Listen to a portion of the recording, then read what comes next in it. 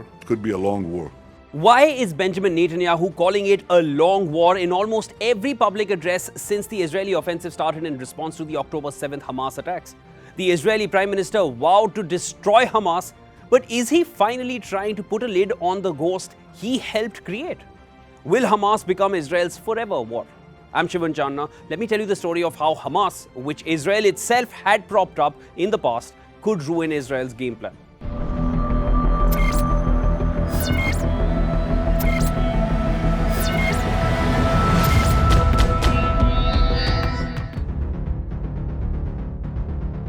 In 2007, Hamas came to power in Gaza and expelled Palestine Liberation Organization members from the region. This ended the political unity between West Bank and Gaza, which together formed the promised state of Palestine. Hamas was helped by Israel here. You ask why? Keeping the West Bank and Gaza separate was essential for Israel to prevent the formation of a viable state for the Palestinians. Netanyahu, in his past governments for 14 years, ensured that Hamas remained in power in Gaza, leaving no Palestinian partner for negotiation of a separate state. And now, Gaza has become home to a monster that Netanyahu cannot live with or without.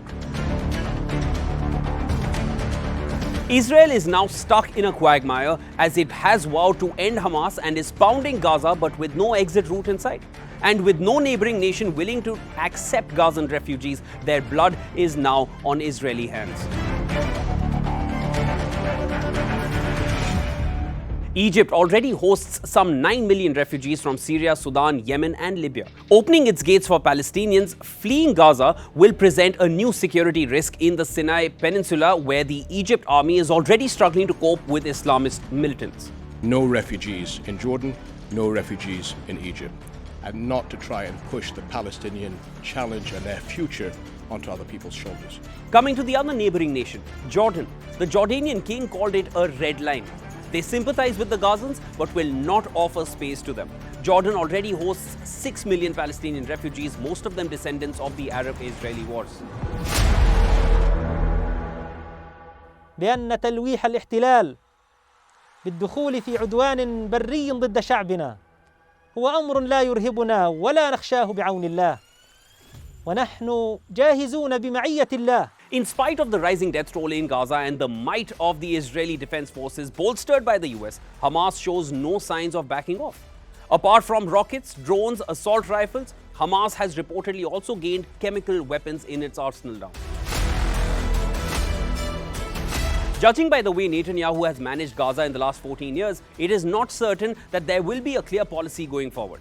While much of the international community advocates a two-state solution between Israel and Palestine, it seems unlikely that Israel will ever accept it. After Hamas' mass murder of 1,400 Israelis on October 7th, Netanyahu has vowed to destroy Hamas in return, and he cannot walk back from that now. Gaza, meanwhile, is in tatters due to Israeli bombardment, with over 5,000 claimed to have been killed and no place for Gazans to run to.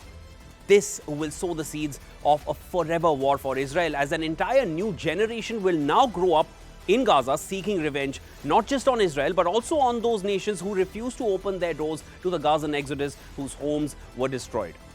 With the inclusion of the US in this equation, a nation which only knows how to enter wars with no exit plan, the prospects of a forever war are almost certain for Israel, which will affect generations to come. So when Netanyahu says that it will be a long war, he is probably going to be right in ways he did not anticipate. But when he says he will end Hamas, do you think that is even possible? Is there an end game to this war? Let me know in the comments.